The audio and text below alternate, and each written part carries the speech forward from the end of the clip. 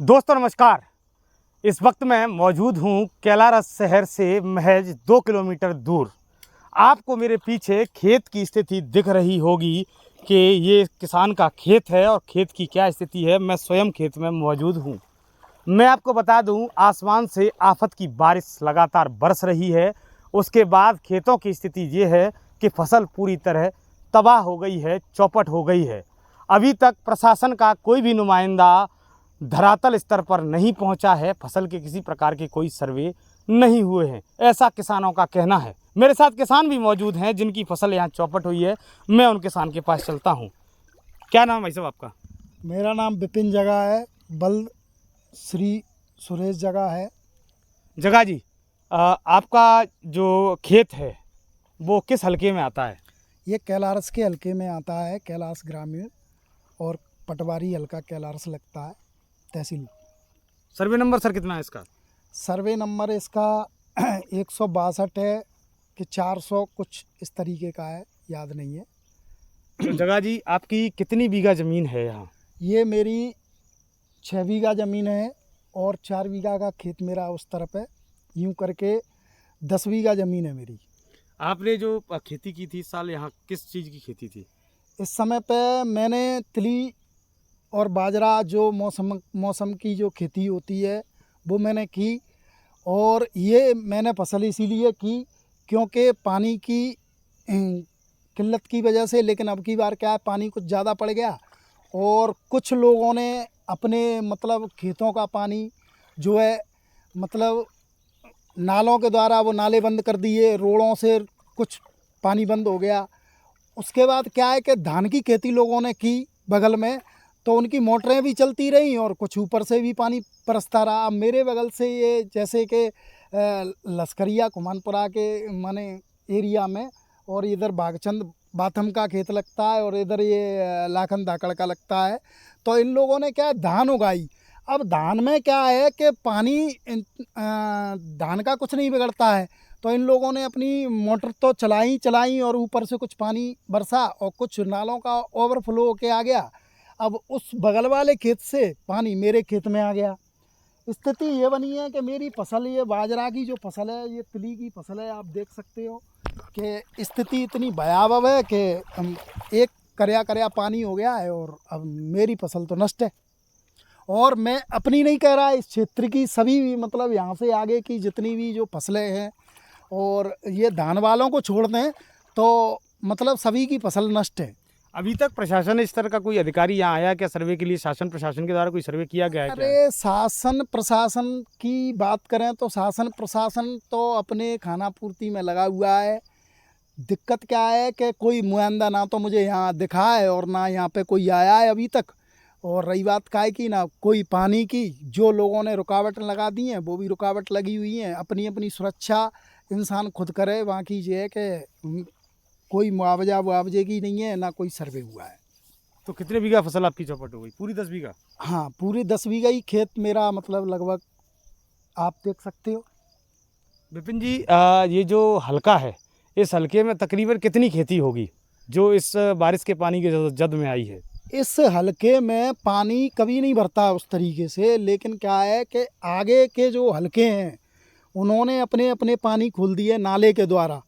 नाले के द्वारा वो पानी हमारे हलके में आया और इस हलके में ये डूब क्षेत्र में पहले था लेकिन अब नहीं है। 20 साल से लगभग मैं समझता हूँ यहाँ पे कोई पानी नहीं था। लेकिन अब की बार क्या है कि बारिश ज़्यादा होने की वजह से और कुछ नालों का पानी जो खोला गया है उसके निकास की आगे की जो व्यवस्था है वो लोगों ने क्या है, जैसे डोंगरपुर हलका है उधर के जो हलके हैं जो हमारे हलके से बिल्कुल लगा हुआ है, उन्होंने 15, 20, 25 लोगों ने तहसीलदार को ज्ञापन दे के और वो रोड न काटने की व्यवस्था कर दी। अब अगर उस रोड में से नीचे अगर काट करके और इस पानी का निकास बना दिया जाता तो शायद ये हलका बच जाता। लेकिन विपिन जी, मैं आपको बताऊं कि जिस तरह सरकार आपदा प्रबंधन की मीटिंग लेती है, कलेक्टर वगैरह लगातार आपदा प्रबंधन की मीटिंग लेते रहे, तो कहीं ना कहीं आप मानते हैं कि प्रशासन की एक बड़ी नाकामी रही है। जिस तरह उनको बारिश अधिक होने का अंदाज़ा था तो उस हिसाब से धरातल स्तर पर काम करने की आवश्यकता थी। बिल्कुल थी। क्या होता है कि बाढ़ का जो क्षेत्र है, बाढ़ बचाओ योजना के अंतर्गत कलेक्टर के लिए भी और प्रशासन के लिए भी कई प्रकार के फंड सरकार से रिलीज़ होते हैं, और वो फंड जो रिलीज़ होते हैं वो कहाँ लगा दिए जाते हैं इसका तो कुछ पता नहीं है, और सर्वे भी नहीं हुई है, और ना ही नालों में कोई उस तरीके की प्रशासन की कोई व्यवस्था रही है। अभी जो 2-3 लड़के जो खेरा में ख़त्म हुए हैं वो भी इस तरीके से ही ख़त्म हुए हैं कि अगर वहाँ कोई चौकीदार या मतलब उस तरीके का लगा दिया जाता उस रपटे पर, तो उस रपटे से ट्रैक्टर वगैरह नहीं निकलता तो वो भी घटना नहीं होती। तो इस प्रकार की कोई तैयारी, मतलब जो एक मूवमेंट वाली बात होती है जो शासन के द्वारा जो चलाया जाता है, जिसमें समितियाँ काम करती हैं, जिसमें बाढ़ बचाव योजना के अंतर्गत प्रशासन काम करता है, उस प्रकार की कुछ कमी तो दिखी है।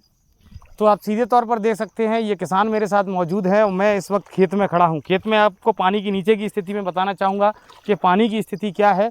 और ये कृषक हैं, इनको देख सकते हैं आप सीधे तौर पर, जिस तरह जो बची हुई इनकी फसल है, इन्होंने फसल काट के उसको निकालने का किस तरह प्रयास कर रहे हैं।